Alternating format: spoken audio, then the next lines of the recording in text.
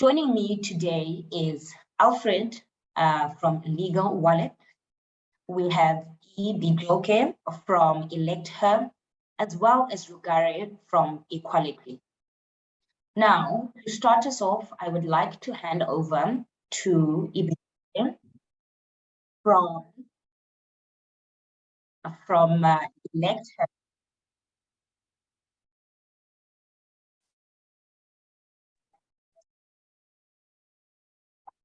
Hi, thank you so much. Can you hear me? Yeah. Great. Good morning from Nigeria, everyone. And I'm really excited to be here this morning. So I'm just going to be talking through our solutions under the Africa Union Civic Tech Fund. And, just the impact. This is nothing like we've ever experienced. And we feel very privileged to be part of the recipients of the award under the fund, obviously. So my name is Ibijoke and I run Elect Her. So just very briefly, what Elect Her does. So we're an organization that is focused on advancing the inclusion of women across politics and public life. And we do that through various thematic areas. So that includes community building, capacity development. Can you hear me? Someone says they can't hear anything. Still hear you. Perhaps there is an issue with someone who is not on the original audio. So attendees that are joining us on, attendees joining us from Zoom, if you are listening to the session in original language, so you can just choose original audio, but if you're listening to the session in French, you can switch over to the French language interpretations. Okay, sorry about that, okay? You can go for it again. It's no problem at all. So thank you very much. And apologies that I'm not projecting anything on the screen. Sometimes I just like to make it very interactive. But I was talking about the work that we do at Elect Her. So obviously we are all about women, as our name implies. And the goal really is to promote equity in political governance by improving and advancing, the voices of women or the inclusion of women into public life and politics. And we do that through different thematic areas. So from research and policy innovation to capacity development, to community engagement, to civic engagement. And most recently, we added tech innovation, then arts and special projects as well. Earlier this year, obviously, we were onboarded under the Africa Union Civic Tech Fund to relaunch and digitize a platform that we launched in 2020 called the Site to Run. Now, the Site to Run is a very peculiar community. It's the first of its kind. And the goal really is to build an ecosystem, a support ecosystem for women that are aspiring to run for elective office at any point in their lifetime or that are interested in public service. And the reason for that is, because we realize that, well, speaking from where I come from in Nigeria, a lot of women start very late. There is something you call the men's club, which is definitely very evident, and they have an entire informal or unspoken support infrastructure. And so we realized that, advocacy without actually growing into an influential power block or a very formidable lobby network, wouldn't really do anything. And the goal and how we can do that is to create digital communities and to create ecosystem. Now, with COVID, COVID taught the world a lot that we can't keep on doing things, in very crude or rudimentary ways, that the best way to really reach out to people and to scale the impact of our work or to really converse with people or to drive sustainable conversations is to also introduce digital technology as well. And that's why we made the decision to ensure that the Site to Run community, which we started, yes, as an online platform, but which hadn't really picked up in 2020, that we wanted to turn it into a digital ecosystem. And the goal for that is to create a community where women can have forum discussions on social issues. Women can understand what's happening, in the country. They have access to news, information, but also opportunities, job opportunities in the public sector, event opportunities, training opportunities, funding opportunities, grant opportunities, and then just different opportunities. The reason we're doing this is because for women to be really plugged into the public space or the political sector, they need to be embedded, they need to be immersed, they need to start early. And so just like you have networks, private sector networks, with women in business, women in finance, or digital communities that, you know, are really driving conversations to build community for women across Africa, or, you know, in particular countries. What we're really trying to do here is to create a digital ecosystem where anyone, no matter where they are in the life cycle of the political careers, or they simply have interest in public sector, or haven't even defined, you know, what the ones in the political space, can join that network. And for us, it's a way to engage, to really build civic discussions. It's a way to really align people. And our goal is that as we scale up the community, that it ends up being one of the most powerful lobby networks across Africa. Why? Because we have a community with socially conscious women. And that could be so powerful. At the moment, a lot of advocacy is done in isolation. At the moment, especially in my country, a lot of women run in isolation. There's that lack of that formal ecosystem. And what we're simply trying to do is to formalize the ecosystem through digital transformation, excuse me. And so what then happens is women know where to go if they're nurturing an ambition. Women can raise within the community. Women can share women can collaborate on projects, essentially. Government that are looking for competent, socially conscious advisors can also recruit through our network. So the goal is to become one of the most formidable lobby networks in Africa. Through the network as well, women can, you know, women that are interested in different social issues can raise petitions as well. And so we feel like that is just a catalyst, and it can become something really powerful.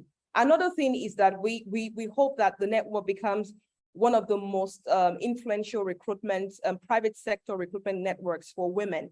Because really, if we're trying to advance and speak on, you know, on behalf of women, we need to create a base where we have a pool of women. And that's what we're trying to do here, to really aggregate. We want to aggregate, we want to catalyze, we want to support, we want to empower, we want to train, we want to foster civic engagement amongst women. For us also, the data that we will be able to drive through this platform is also very important, because we can then advise, you know, government on how people are thinking in terms of like patterns of engagement, in terms of the needs of the people. So beyond just connecting women, it's also a tool that we feel that will be very instrumental to the work of donors, development partners, governments, legislators, and different people as well. So speaking to the Africa Union Civic Tech Fund, I mean, earlier this year we put in, and for us, it's been such a very supportive fund.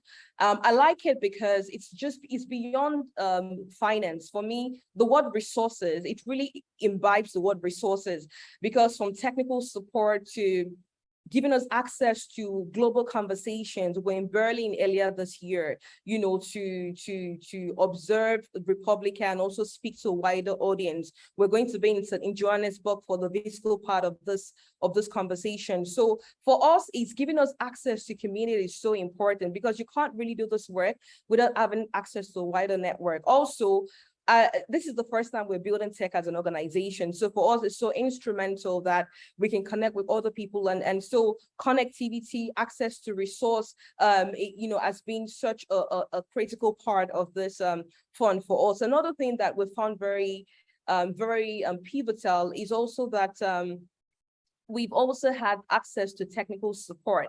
So at the moment, as we're building our platform, you know, we have 2 embedded experts, you know, which is supported by the Africa Union Civic Tech Fund. So this, I mean, for us, it's a model for other funders as well, that, you know, support for organizations that are doing the work that we do. For us to be sustainable and scalable, it's beyond finance. It's an entire support infrastructure, from finance to tech, to technical support, to access, and also to wider partnership activation as well. And that's really what we've gotten from it. Where are we on a platform at the moment? So we're currently in development. The interesting thing is, as an organization, we are releasing our platform later this year. It's called Analytics, and the site to run is going to be embedded as a feature on Analytics. So we're currently in development, and we should have a prototype ready by the end of this month. So we're really looking forward to definitely release the product and also launch the market. The goal is to release in Nigeria and then scale up to the rest of Africa, so that it then becomes a network where different women across Africa can connect on the country level, but also on the continental level. Women can engage in discussions, women can raise petitions, women can have access to opportunities, from jobs to funding to different opportunities. Women can relate and send messages to, the governments as well, in unison as well. And essentially, we believe that, from the user engagement that we have, this MVP definitely will help us evolve the platform as well. In terms of lessons we've learned as a result of the African Union Civic Tech Fund, for us, it's really taught us about the importance of resources. I like to read the word resources before, because we can be this in a bid to become sustainable, or in a bid to actually be able to fund our activities in the space, it's very easy to fall into the bubble of just seeking finance.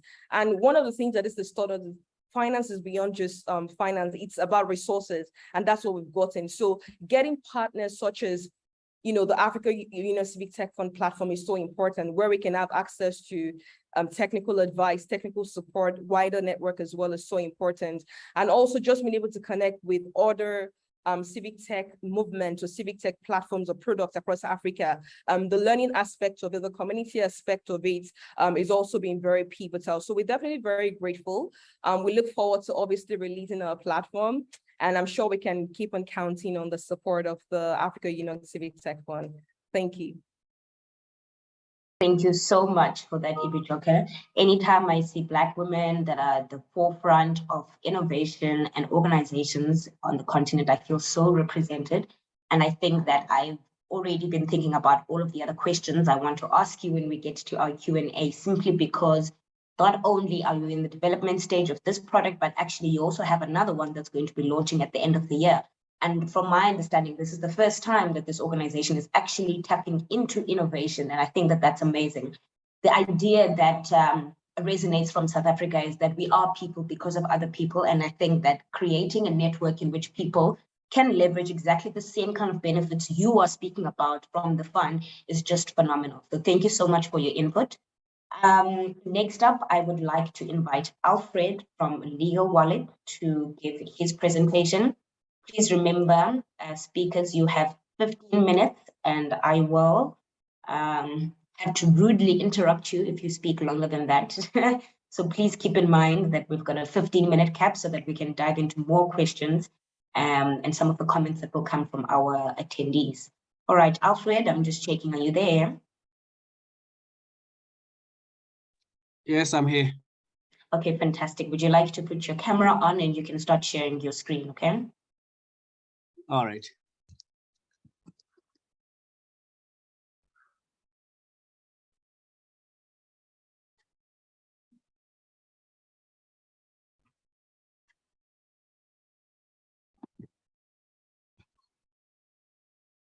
Are you able to see my screen? Yes, we can. All right. My name is Alfred Andrew Kankuzi from Malawi. I work with Legal Wallet, an organization that uses technology and data to enhance tools that will help citizens to easily enforce transparency and accountability when it comes to tracking public expenditure. We also help those who do not have access to justice to easily access legal services and providers using our systems. And today, I'll be shedding more light on our solution, which is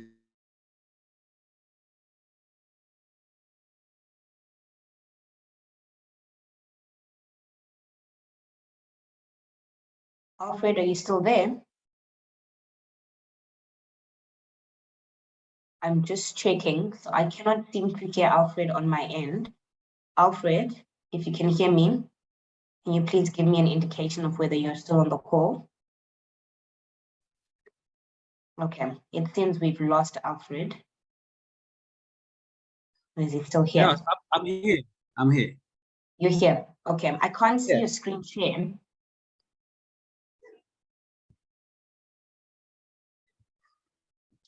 Can you see it? Okay, I can see it again. Apologies for that. All right. All right. Yeah. So my name is Alfred Andrew Kankuzi from Malawi. I work with Legal Wallet Limited, where we use technology backed by data and machine learning to develop various tools that we use to address different civic and governance challenges that we face here in Malawi. Currently, I'll be presenting on Mphamvu, which is a native language for power. Mphamvu is a platform that was designed specifically to address the challenge in governance, engagement, and also policy formulation here in Malawi and across Africa. I'll just give you a brief background of the context in Malawi. Every election, leaders and political parties come up with campaign promises that they fail to fulfill. And this mostly results to slow in development, and also the systems in government and other institutions, they're opaque, that makes it difficult for the general public to keep track of information and how public resources are being used, thereby making it very difficult for youth and the general citizenry to hold the leaders accountable and also ask for transparency. So having looked at this background in Malawi, we decided to develop a solution known as Mphamvu. What Mphamvu does, it enables users to track public expenditure. We do this by firstly working with the Malawi Electoral Commission, where we have the information for all the elected leaders that are into power. So we have the information for all the MPs, we have the information for all the local councillors, and we have the information for all members that are holding any ministerial position.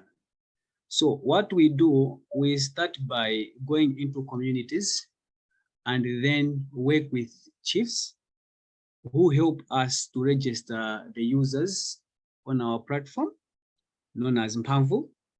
And once these users get registered on our platform, they are then able to access information in terms of the budgets for their city councils, budgets for government institutions. They are able to keep track of the expenditure. They are able to keep track of developments that are happening. And they are also able to comment on issues that are affecting their communities. And we are able to do this by making sure that we give access to the users through the use of SMS, USSD, and web platforms.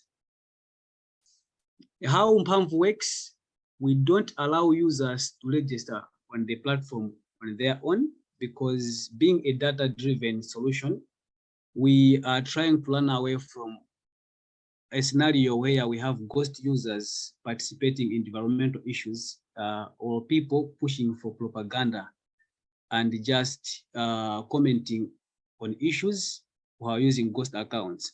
So what we do, we only register users that are firstly eligible to vote, that is from the age of 18 and above.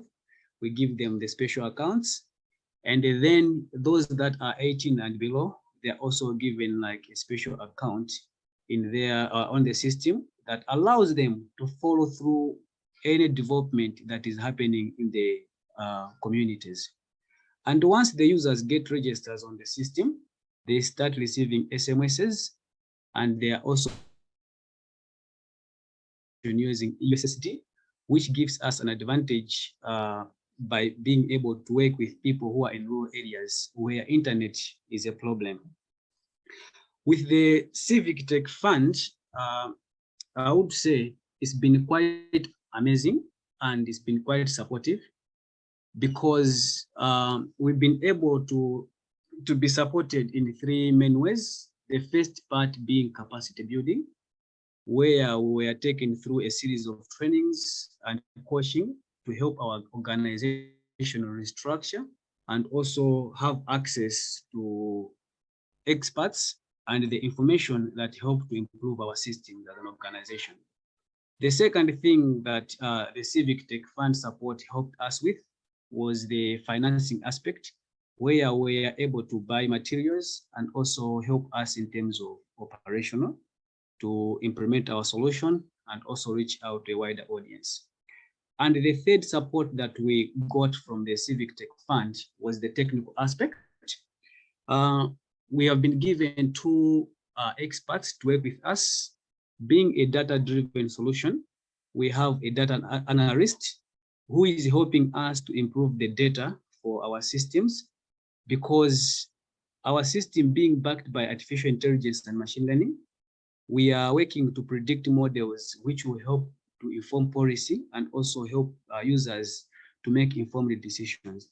So with this support from the Civic Tech Fund, having a data analyst who has vast experience and knowledge, it has helped us a lot, because we are now able to have the tools and also the systems that are helping in terms of having our system to be effective and efficient. Aside that, we also are having support from a software engineer infrastructure who is helping us to make our system more secure and more efficient, and also to easily scale, because it's a system which was developed from ground up with having the context of our country, taking into consideration different areas that are affecting the civic tech space. I'll continue to say the Civic Tech Fund has been also beneficial because it has helped us to reach out to over 6,000 beneficiaries using our platform. And we have also learned a lot from other experts and other young people who are doing different initiatives using technology to address the various governance challenges in their communities. Looking forward, we are having hope, and we have that belief that technology as a tool has power to transform the civic tech space and even governance and the social challenges that we're facing here in Africa and across the globe. I would also like to thank, I would say, other young people that have been able to meet through the program, who have been able to connect with. Thank you. Thank you so much for that presentation, Alfred. I think that in the true nature and the name of your initiative, Mpamvu, the comment you made about we believe that tech has power is really something that I think resonates with a lot of us, especially in the civic tech space.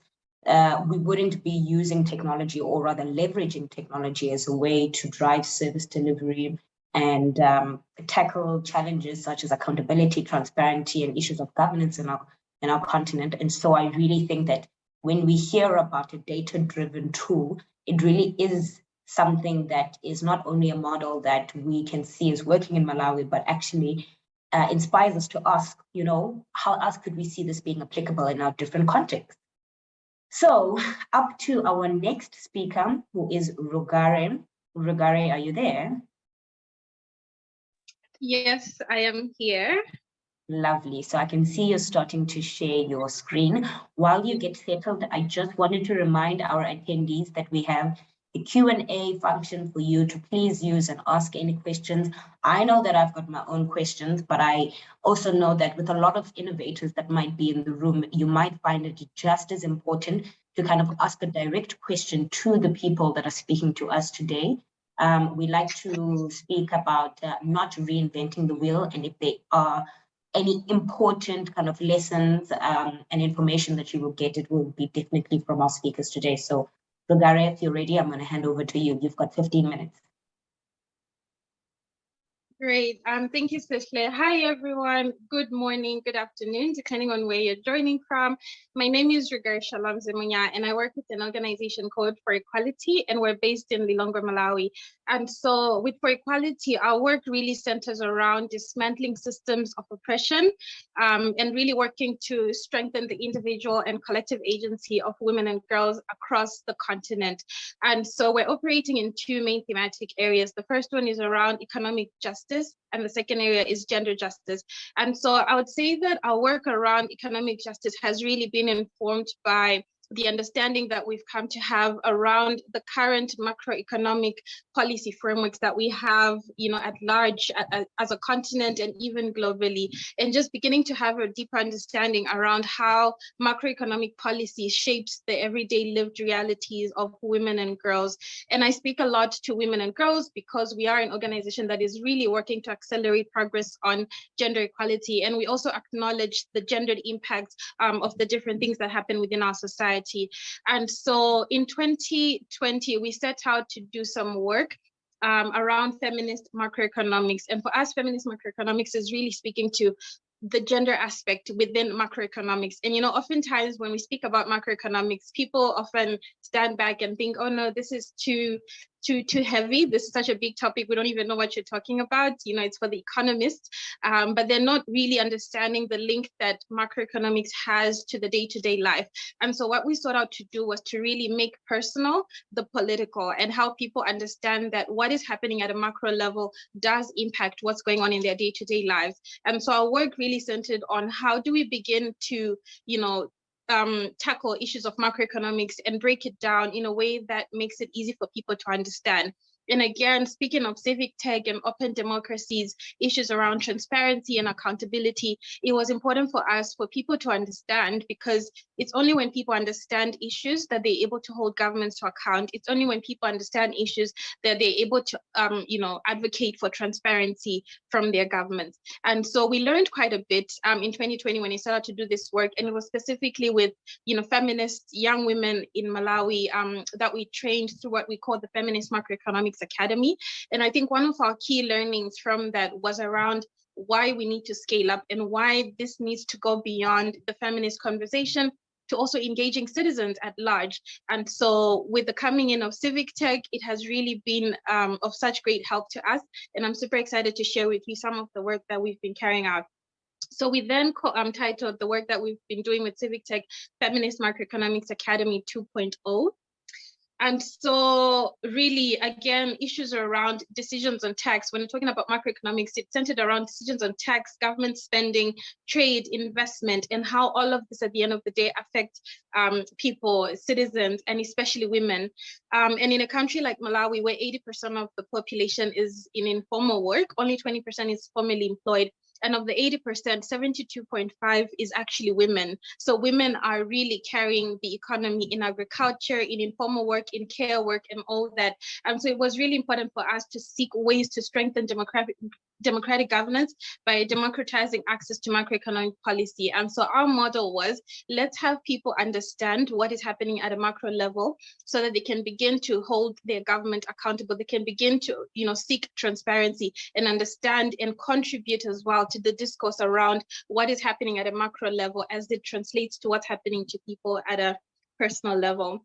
And so we've carried out about 5 interventions so far. The first one has been around revamping the website. And so during the initial Feminist Macroeconomics Academy, we did have a website, and please feel free to go and check it out. Really cool website. There's so much amazing content on there. And it's the femalawi.org website. And so we've really used the website as a platform for sharing a lot of information around macroeconomics, a lot of information that is of use to citizens. So just updates on what's happening in the macroeconomic space at a country level and just helping people understand. And what we've also done is to make the content easy to understand. And so through the use of infographics, video explainers, animations, posters, we've sort of tried to break down the concepts and how people have a deeper understanding. And the second intervention that we've been able to also carry out has been around the USSD platform. And so being very cognizant of the fact that in Malawi, not everyone has access to the internet. And so we had to be very innovative around how do we still ensure that information around macroeconomic policy and what's happening is able to reach people. And so we do have a USSD *384*200 hash, and through this USSD, people are able to access updates around what's happening at a policy level. But even more important to us was people being able to contribute, because again, what comes to mind for us when we're thinking about open democracies is a feedback system, a two-way communication where people are able to have a voice and to say what their opinions are. And these opinions translating to actually tangible results. And so it was important for us to have a platform that would allow for an exchange, for us to communicate with people and share information and help break down concepts. And so we do have the platform available in both English and the local language in Malawi, which is Chichewa. And we've also been carrying out a digital media campaign throughout the year. And this has included podcasts, because we also have a growing population in Malawi of young people, older people, people across generations beginning to really embrace podcasts and listen to them. And so we also wanted to leverage on this innovation. So the project has a series of podcasts that have been conducted with different people who are in the macroeconomic space, just to have a deeper discussion on gendered impact of macro level policies on the lives of women and girls. So we have different experts from the Feminist Macroeconomics Alliance, which is an alliance that's in Malawi, as well as other countries as well. We've had panelists from we've had podcast members from Kenya, from Uganda come in to also share their expertise. And then aside from the podcast, we've also worked on infographics. We do have, a lot of young people who are able to access information in Malawi on social media. And so having infographics like these and using them as a tool to disseminate on Twitter, on Facebook has been really helpful, because they're brief, easy to read, but still explaining the concepts in a way that people are able to understand. And so in addition to this, we also have explainer videos. So explainer videos are really set to sort of break down the concepts in a conversation style, just helping people really understand and listen to someone speaking to the issues. And so if you go to the website, you'll also be able to access a lot of the videos that we've done, explainer videos, just explaining macroeconomics, why it matters, and why people should be interested in hearing and learning more about macroeconomics. And so all this to say, it's been such an amazing past few months, learning so much from the civic tech activities we've been carrying out. And I think the first one for us as well is, because as an organization, one thing that's important for us is around how do we curate data from the work that we're doing to inform future programming. And from the use of the platforms such as the USSD, we've been able to get key demographic information that's helping us to understand which groups are accessing this information, how often are they accessing information, and this will inform our ideas for scaling up as well. And it's also been an exciting opportunity to network. We've had a couple of opportunities to meet even with some of the people on the call, and I'm also looking forward to seeing you all in person next week. And one person that we're able to, or one organization rather, that we're able to connect with was Legal Wallet, Alfred, who just spoke before me, and they have been a great resource for us because as an organization, it was actually our first time tapping into tech in this way, having a USSD and all that. And so Legal Wallet has been very key. We've been liaising with them, seeking counsel, seeking technical expertise and all. And so that has been really great. And then in addition to this, we've also seen a couple of challenges, especially around translation of complex terms. So, for example, how do we translate a term such as austerity? How do you translate neoliberalism into a local language? And so a key lesson for us has been, rather than focusing on translating or direct translations, learning to use illustrations to convey the message. And that has also been great. And I think another key lesson, has certainly been leveraging on tech being a great opportunity and tool for development, and something that we will also continue to span across our different projects. And the USSD has also worked really well for restrained areas and restrained populations who do not necessarily have access to the internet. And so Civic Tech has really helped us reach the masses. And Civic Tech, we also see it as a tool for more open democracies that allows for transparency and accountability, which are a lot of the core areas that we focus on as an organization. And, areas that are very key and dear to us. And then also Civic Tech has also been strategic for engagement of citizens because we've been able to get participation and feedback, which translates to really good governance issues. And we've also learned that collaboration is key. As I mentioned, we're able to collaborate on Legal Wallet and really looking forward, to the future and also tapping into what the other innovators have also been doing. And lastly, I think one key lesson for us, having been a first-time innovation, what we've done with Civic Tech as an organization has been just how sustainable tech is and the beauty in that. So for example, we were able to build our website, we've been able to establish the USSD, and these are platforms that can be such great resource tools years to come from now. And so we've really loved being able to curate information and know that it can be stored in a safe way, and that even beyond this project, it will still be information that's available for generations to come. So that's been really great. Thank you so much. Back to you, Sihle. Thank you so much, Rugare. I don't know about you folks, but I am just so impressed by the caliber of speakers we keep having on our daily deep dives. Honestly, Africans are taking over the world. If nobody else believes it, trust me, I do. I think that there's a lot of growth and knowledge that I've realized has been something that comes out of the participation of these grantees in the AUCTFs. I mean, this fund is taking people who don't necessarily always have a background in technology. And I think that that's something that we can relate with at the Civic Tech Innovation Network.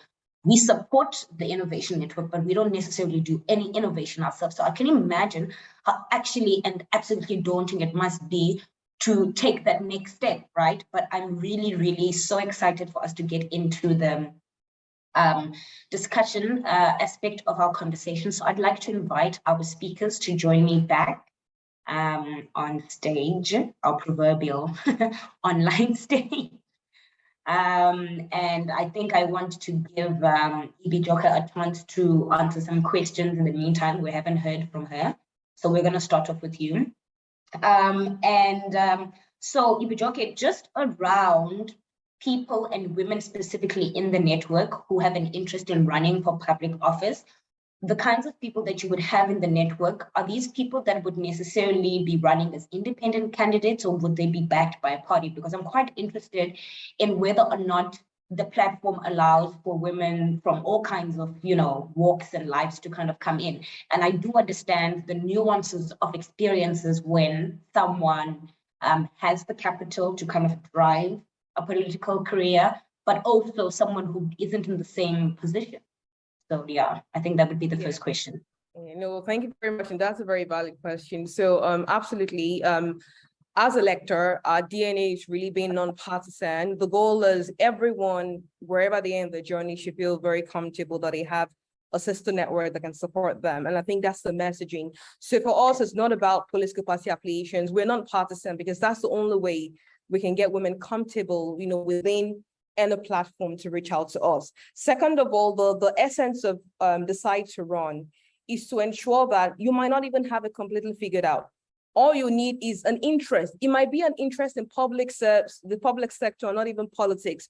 But the goal is that you then join a network. So with that network, there's something about conditioning and, engaging with other people, having access to information, what's happening in your country, on the continent, that does something to you when it comes to social awakening. So the goal is to ensure that women, have this clear pathways to actually ending up as politicians, as supporters, whatever it is, right? So the whole idea of deciding to run is the inspiration is actually being able to put together an ecosystem that can groom women for politics. But we realize, while designing that, why not open it up to women who might not even have interest in politics now, but have some social consciousness and, are interested in public sector. And they can then define along the way at any point in their lifetime if they want to run or not. But the name, is the inspiration really was to create an ecosystem for women that were deciding to run, but it's gone beyond that now. And that's why when you're on the network, you can have access to information, opportunities, training, events, essentially ecosystem, network, and community engagement here. Right. And I heard you speaking earlier when you were doing your presentation that obviously there's a plan to scale, but also integrate the analytics platform with Elector at some point. And my first question is, it was a two-part question actually. So the first part is just around how is the platform currently accessible? So is it an app format or is it web-based? And then secondly, now that we've heard from our other colleagues who are also on the call, so For Equality and Legal Wallet, that they've actually also gone as far as also creating a USSD platform to make it a little bit more easily acceptable for people who don't necessarily have access to the internet. I mean, it's a big question for the African civic tech space specifically. We know the current challenges that we have with connectivity and bandwidth. And it's not a question that's meant to challenge, but rather just kind of open up and understand where you're at in development and whether that's something that Elector is planning to do or it has reasons why it's not thinking about that route. So, I mean, so the thing about this conversation is you're so time conscious that you can't really break everything down, but USSD is so important. So I'm going to start on the second question. Okay. And so analytics is going to be the future of Elector, essentially. That is our platform, and it's going to be both mobile and web-based application. And so you can download on your iOS or your Android or whatever platform it is. And, you know, we said we'll be releasing. So Decide to Run is just one feature. On the platform, you're going to have, you know, where field observers can actually enter information. And you can see data aggregation, gender disaggregation for election information and results information. You're also going to have election information, and then you're going to have a digital community for candidates that are actually running, you know, within different countries. So the goal really is to be able to embed USSD into some of the features as we go. There's the plan for it as part of the entire analytics information. And as you said, you can't really do tech in Africa without considering the areas that are not penetrable or areas that do not really have internet accessibility. So that definitely is factored into the bigger picture of the platform, absolutely. And then, you know, in terms of accessibility, absolutely, like we said, is going to be mobile and web-based platform. Yeah, so if you have a phone, you can. If you want to be on your web, on your internet, on the general internet, you can do that as well. Yeah. Well, okay, I'm going to release you one last question, and then I can move on to the other speakers as well as other questions that we are getting in from the other platforms. Again, a two-part question. So the first is around the media campaigns that you guys are planning or currently running. Have there been any victories from like the petitions that people have been able to start on the network or on the platform? If there haven't been any, that's okay too. And then the second part is, since initially developing Decide to Run in 2020, and now looking that we are 2 years into the kind of redevelopment, but also the modifications to it, you know, what have been the key lessons that have come out of working with some of the technologists and the support within the AUCTF fund? So the first question in terms of the petition, as I mentioned, we're currently in development. What we realized was we had two options: rush the platform and just put out anything that's not sustainable, or actually take time to understand what we were building and ensure that we can actually release something integrated and quality. Because another thing we found in the space is there's a lot of platform out there, but in terms of sustainability, longevity, and also in terms of seamless functionality as well, those are some of the challenges. So for us, we've put in quality over just rushing into release, because this is actually so important when it comes to data, policy advocacy and information as well.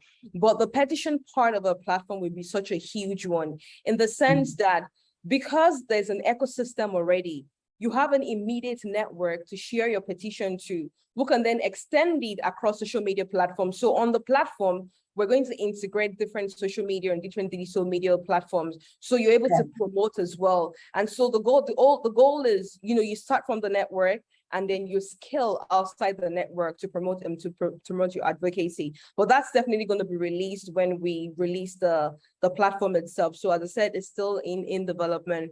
In terms of what has changed with the sort of like technical support we've had from the Africa Union Civic Tech Fund, obviously it is understanding the scale and the depth of what we want to do, and also understanding that the Site to Run can actually become one of the most powerful, or if not the most powerful, lobby network in Africa, and also the largest recruitment network for women in the public service in Africa as well, especially as we're looking at getting a younger generation of people, progressive women, into public sector and into politics as well.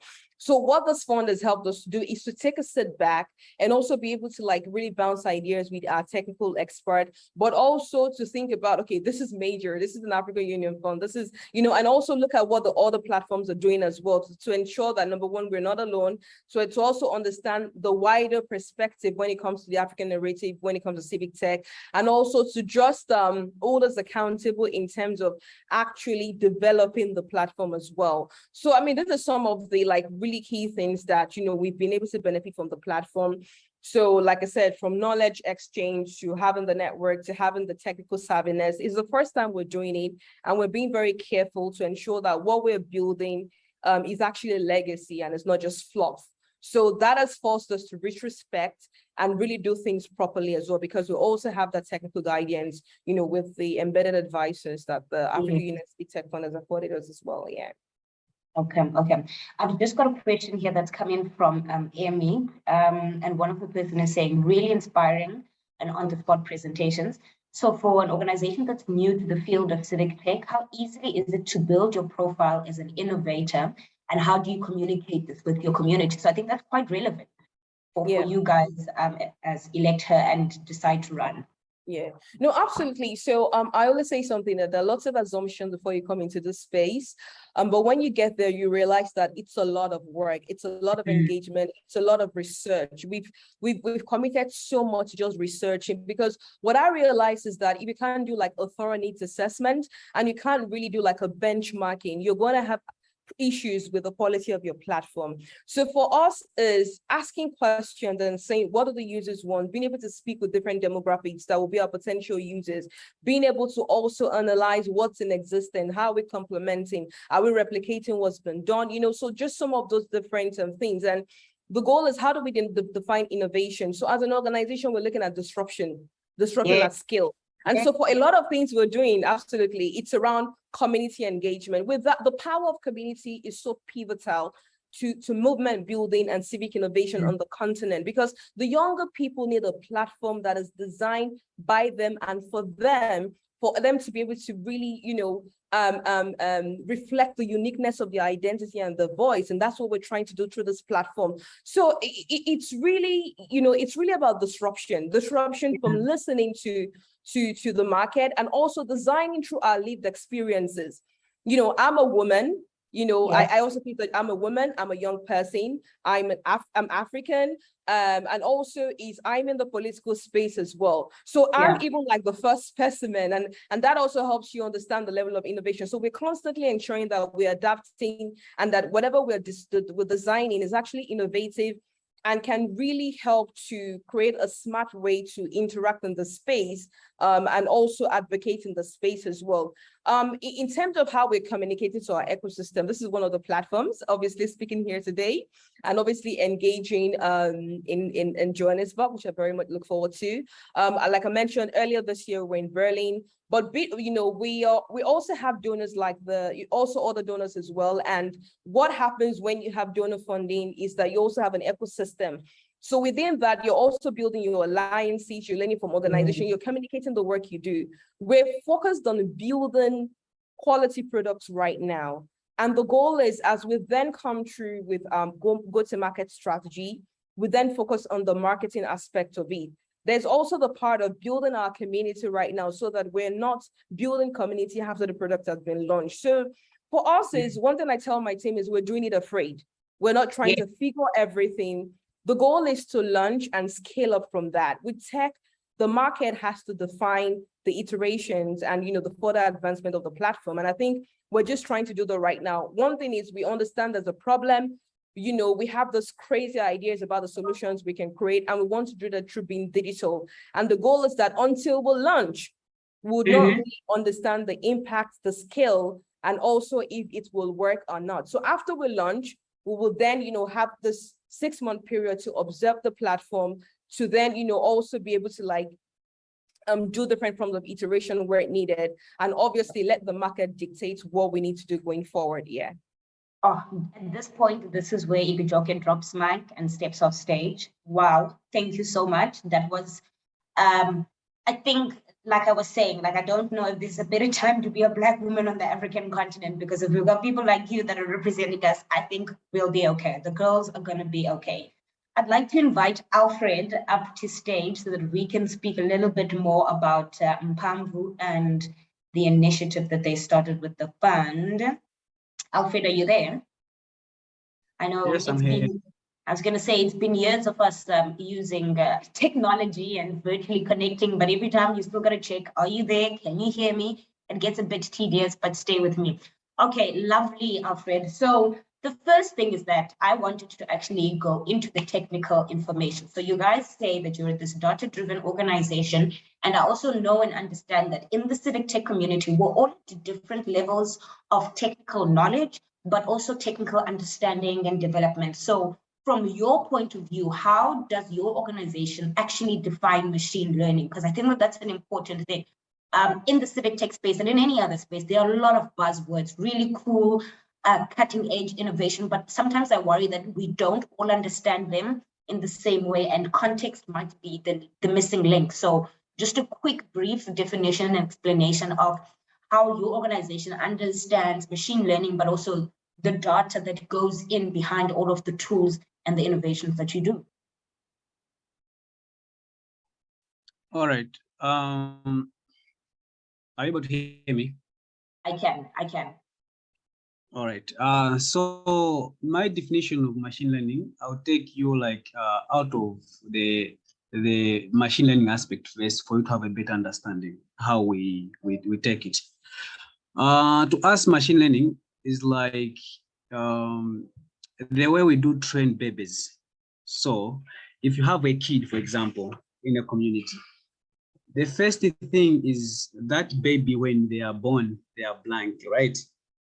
And then we start feeding them information that shapes them who they are, that makes them to make decisions, that helps them. Oh, okay. Hello? Okay. Hi, Hello? I can hear you again. Sorry. All Keep right. going. Yeah.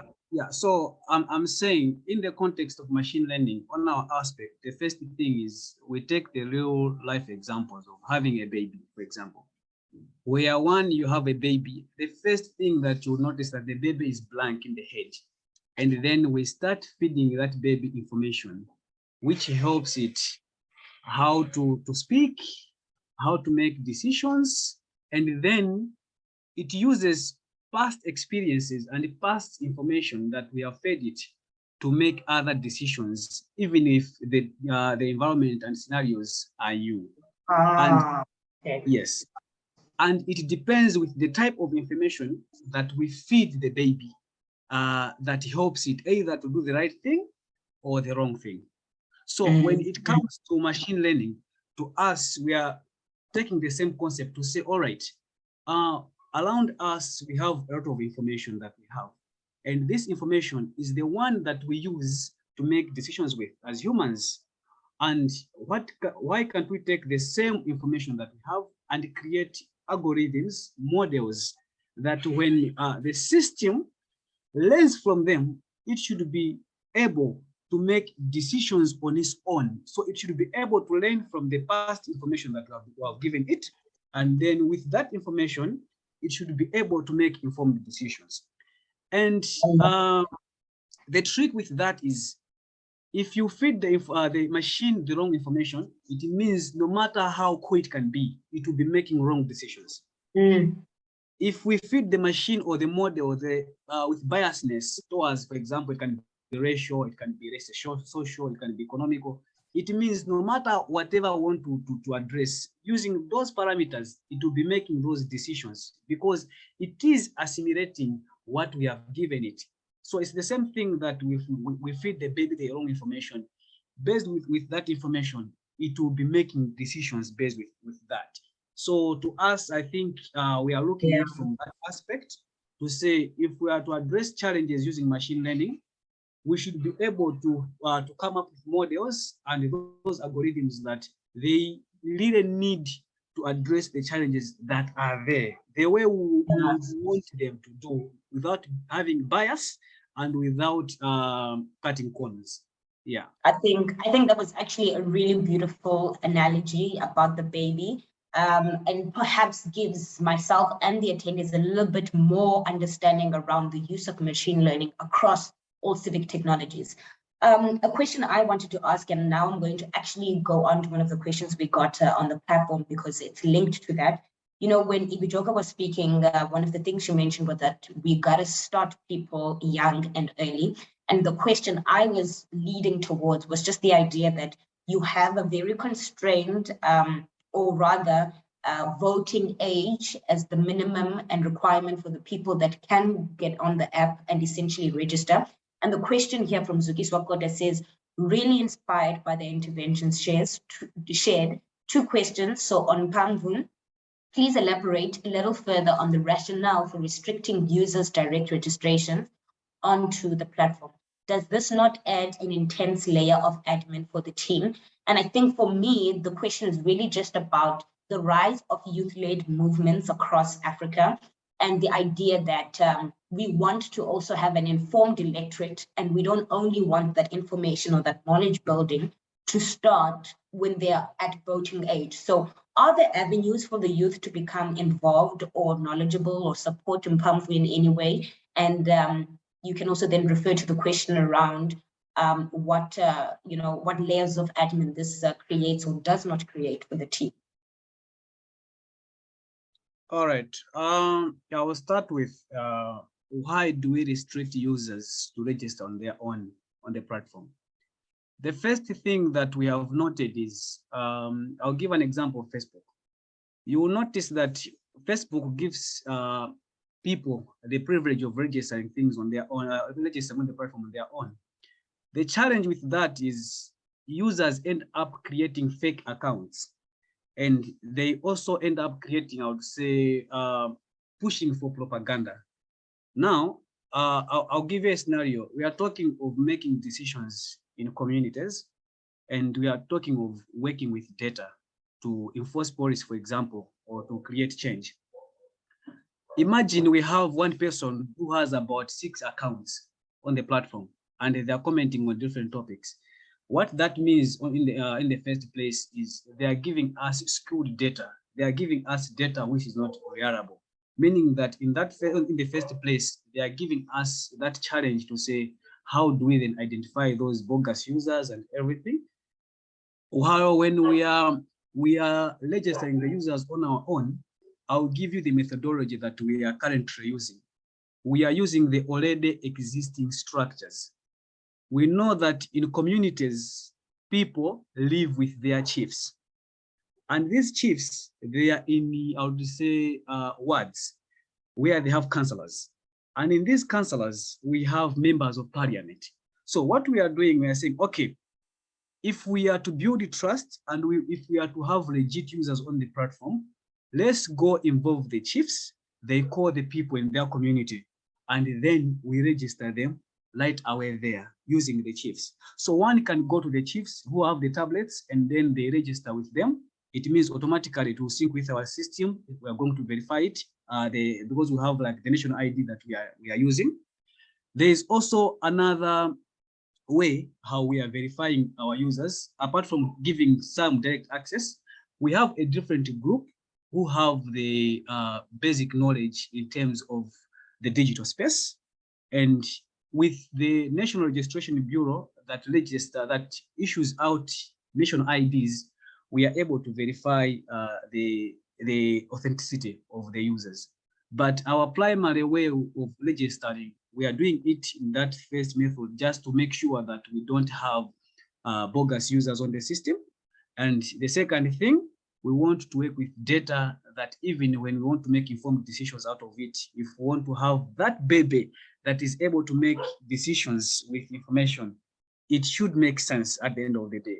We are talking of users who are influencing. We are talking of users who are influencing policy. We're talking of users who are making decisions when it comes to development. We are talking of users who are there on the forefront demanding for transparency and accountability. What we are trying to avoid is that propaganda. We don't want political interference where politicians and other political parties, they come and then block us in one way or the other. By going to the communities, involving chiefs, involving wards, we are giving them the power to say, you have this power to come together and do this. That's the first element that we are focusing on. When it comes to the age group, there are two ways that we are doing. The ones from the age of 18 to 25, they are in the voting age, and those are the ones who have the national registration ID issued by the NRB in our country. So with our approach where we are registered using NRB, that one gives us easy access. However, we are also targeting another age group, which is about 15 to 17. The reason why we are targeting that group, we know that coming 2025, we're having another elections. So if we're having that election, these people during that time, they would have already clocked 18, which is the voting age. Therefore, they should be able to participate, follow through, so that when it comes 2025, they will know, like to say, oh, so this is how the developments have been happening. This is where we are coming from. This is where we are going. And they will be able to participate in that way. So that's why we are having that age bracket to say, let's have 18 to 25, and then let's have 15 to 17 so that we can easily monitor that. Okay. Yes. So just to add, when it comes to transparency and accountability in our platforms, there are a lot of factors that comes into play. I'll give an example. It's not that we only have an account for the general user. No. We have also created accounts for the ward councillors, for the government officials. Okay. The reason why we are doing that is as much as people are able to follow through the development and hold each other accountable, these government officials, they also have their own concerns. They also have their own challenges that they are meeting. I'll give an example. It might be that a ward councillor is pushing for a particular development that they promised their people in the community. But then he is facing challenges from his position to accessing finance or support from the government. So he should be able to communicate with the communities to say, you know what, I've been trying to push for this development, but then I'm not receiving the required response or support from the government. So that when these people, they are also able to access their leaders, they should make informed decision to say, oh, our councillor is trying, our member of parliament is trying, but then what structures are there in the government that they are holding them? So that the policymakers and those people that are working within the government structures, they should be able to use this information and improve systems again within that area. Thank you. All right, thank you so much, Alfred. I do have one last question, and if you can just keep that answer brief, and it's just around the feedback loop from a concerned citizen making a comment about a service delivery issue, and or rather how that concern then becomes addressed. So in South Africa, we do have a platform in which people can log service delivery issues, and then that gets fed into the information that goes to the municipality. They dispatch someone to come and sort that out. So I'm just trying to understand if Mbamvu is at that level already of operation, or is it just about giving the information to the leaders to know that, listen, these are some of the concerns we're having in our community? All right, thank you. So we are giving citizens that platform where they would raise a concern. And then the required offices and officials, they come to address that. I'll give you one scenario. For example, we have funds allocated for school construction, and this funds, for example, is $3 million. So automatically, citizens within that area, they will get a notification to say, you know what, there is 3 million which has been allocated for school construction. And then they are given the duration of the project to say the city council has now found the contractor. And these are the details for the contractor, because it's a public thing. And they are told to say, okay, the project is to run for let's say 6 months or a year. And within that year, citizens tend to wonder to say, what we are seeing here and what was proposed is not what we are getting. Which means that they start now having questions on how that service is being delivered or how money is being used. They are then able to send the feedback using the same application. Platform. Yes, that's why we are saying they are able to track, develop it, and give feedback. So if they are to give that information, our team with other people who are relevant in that field are able to go through the concerns. And here is where now it also gets interesting. Using that machine learning, we are able to see, to get insights, to say, oh, a lot of people are complaining in this area. How do they come up with the model to say, oh, to predict in the future, to say what is really happening within this area and how is money being accounted for, or what exactly is happening? Given the rate at which they are laying concerns or how frequently they are using the platform to relay them.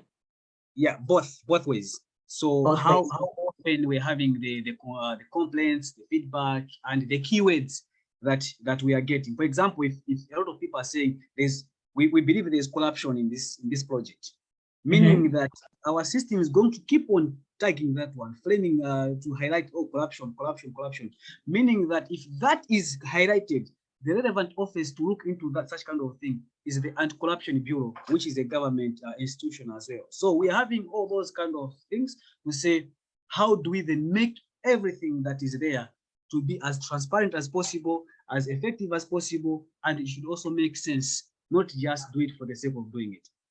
Yes, all right. Thank you so much, Alfred. And last but certainly not least, I would like to invite Rugara back onto stage with me. Rugara, you there? I'm just confirming. Hi, sister. Yes, I'm here. Okay, lovely. Here.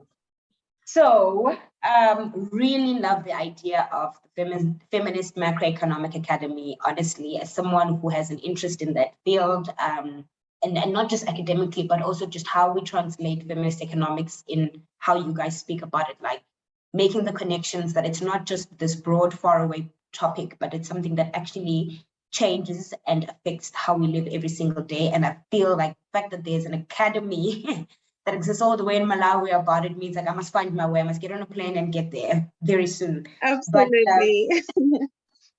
One of the questions I wanted to ask was just around what were some of the knowledge gaps that you guys picked up when you first initiated the academy? So much like you decide to run, you guys had also started the academy in 2020, if that's correct. And I just wanted to realize that in working with women and girls, what were some of the, I don't want to say critical or crucial, but just information that as a citizen and as an informed citizenry, we need to be having, but you realize that there were actually some sufficient knowledge gaps when you started rolling out the academy? Yeah, thanks, Isle, for that question. I think one of the big gaps we were able to identify almost immediately was just, the lack of or really poor understanding of macroeconomics as a as a topic, as a phenomenon on its own. Just people not really understanding. And when you say it is a big word, and the first time you hear it, you're sort of just like, I don't know, that's economics. I'm not an economist. And actually, we got a couple of people who would say, oh, can I actually apply for the academy? I'm not an economist. And we say, no, that's fine. It's not specifically, it's not for economists. It's for everyone, as long as you're a citizen. So I think it's really been around that people not understanding issues at a macro level that are happening and interfering with their lives at a personal level. And for us, that's why it was really important to make that connection and ensure that we have that knowledge that translates from what's happening at a macro level and what that means at a personal level. And so I think that was one of the initial, that disconnect between the macro level environment and what's happening at a personal level has really been one of the knowledge gaps. And then the other thing I think has been issues around how we define certain things, because even when we talk about macroeconomics, issues around care work, for example, you ask someone in the academy, do you work? And they'll say, no, I don't work, but then this person lives in a setting where every day they have to walk a certain, couple of kilometers to get water and come back. They have to walk to take a relative to the hospital and back, and all that is work. So even just, understanding of the different concepts that come together to shape feminist macroeconomics and to shape what we mean by just economies had to really be defined. So that's also part of the package where we're working to really say, what does that mean? What is work at the end of the day? What are gender responsive public services? And yeah, just making that connection and helping people understand, why it matters. There was also, a bit of lack of knowledge of why does it matter to have gender responsive public services, because again, when we're talking about macroeconomic policy, it speaks directly to public service delivery. And so people are not really understanding, okay, what does gender have to do with that? What does someone's sex have to do with that? But then, we can't talk about access to medical care without making a gendered assessment of that, because how we experience medical care is entirely different when you're a man and when you're a woman, etc. And so those have really been some of the areas we've had to work a lot on, just to help people understand even issues around, just asking someone, where does money come from? Where does money to build schools come from?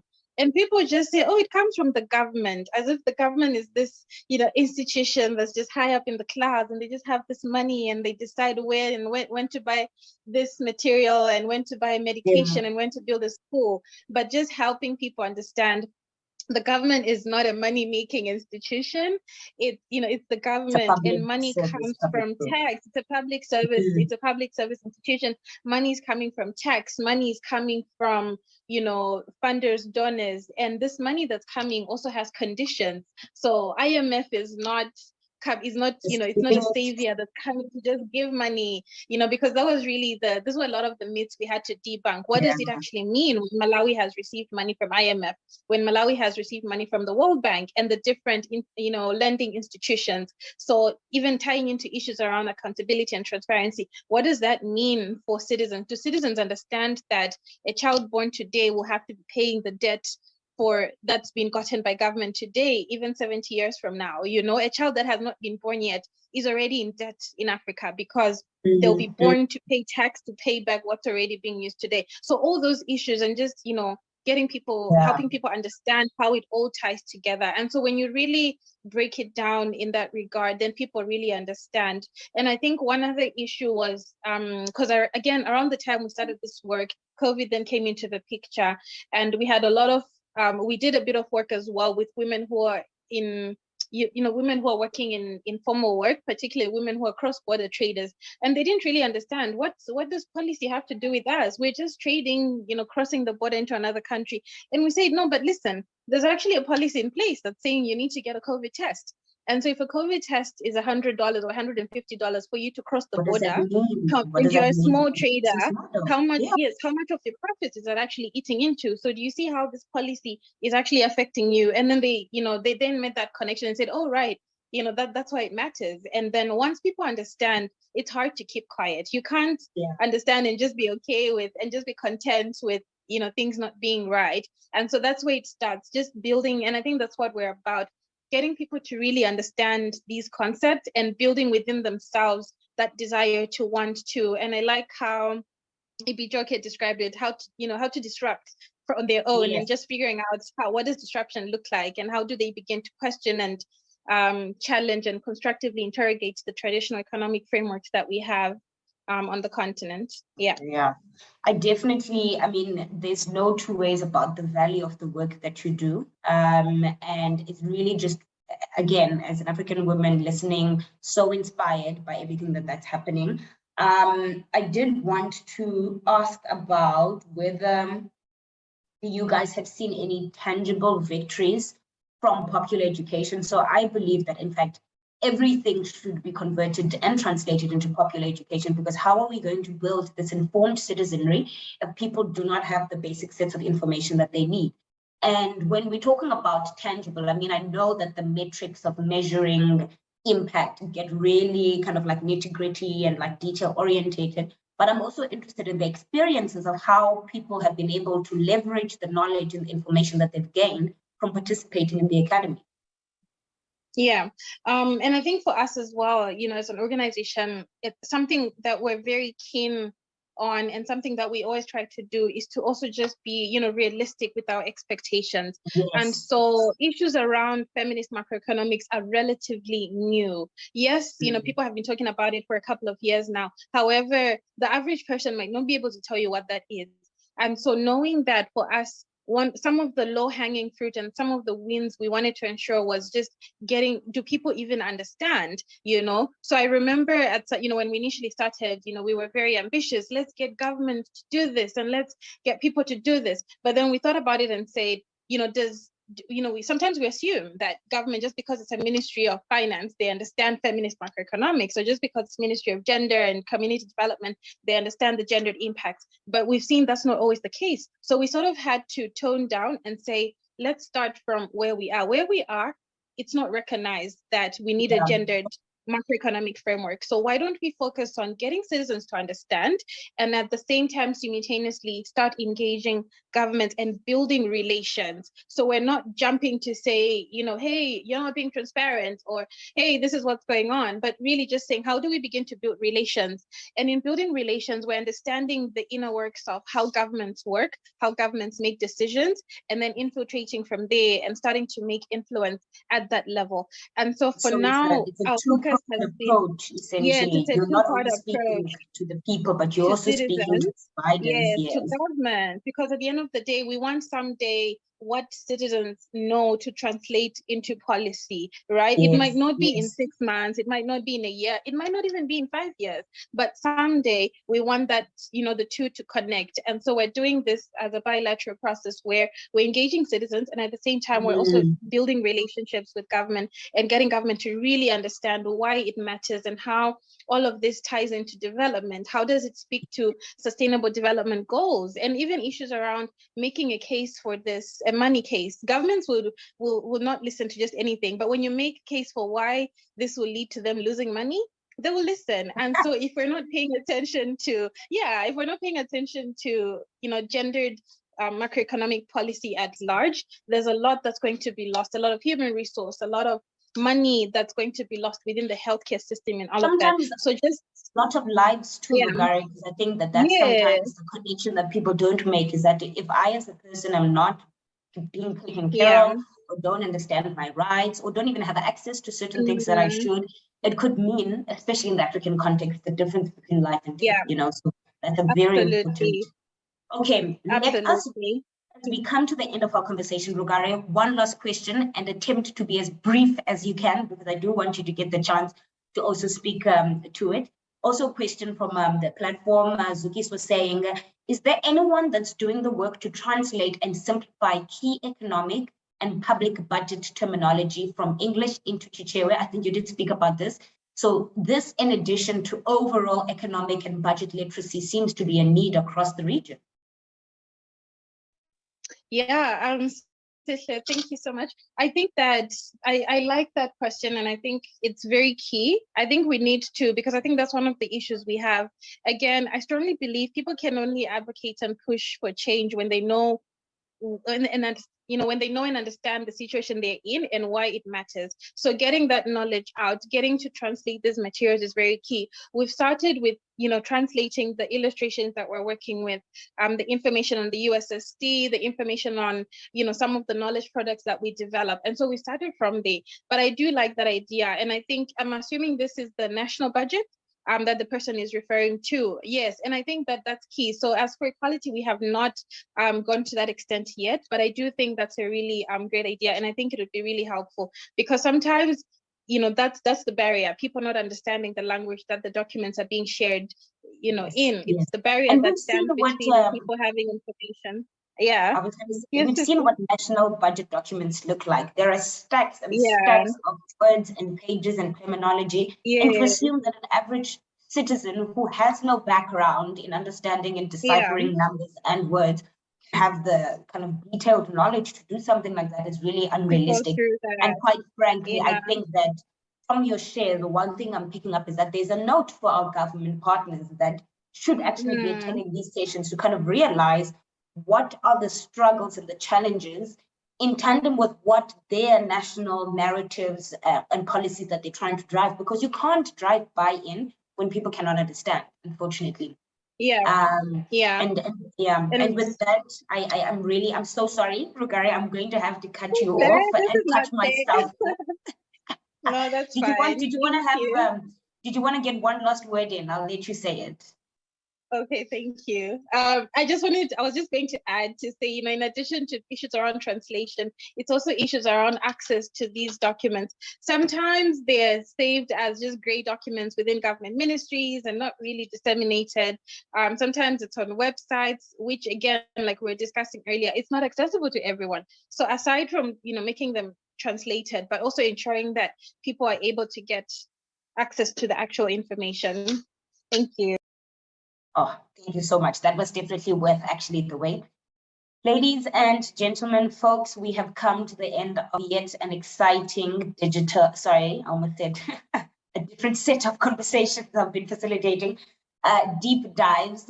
Thank you so much for joining us. I'm just going to wait for our tech support to just bring up a slide for us so that I can take you through what other sessions are happening towards the end of today. So we have a funding and support roundtable, which will be taking place from 2 p.m. until 4 p.m.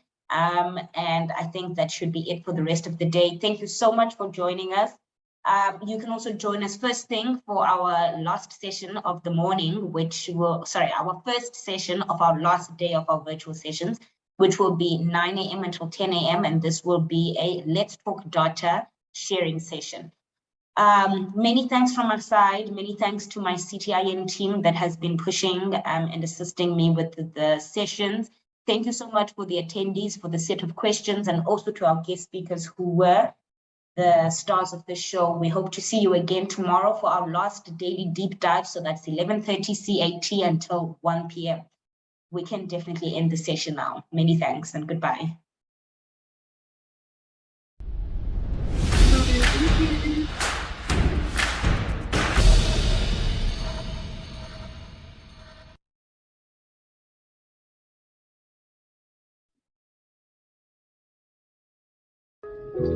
Hello, everybody.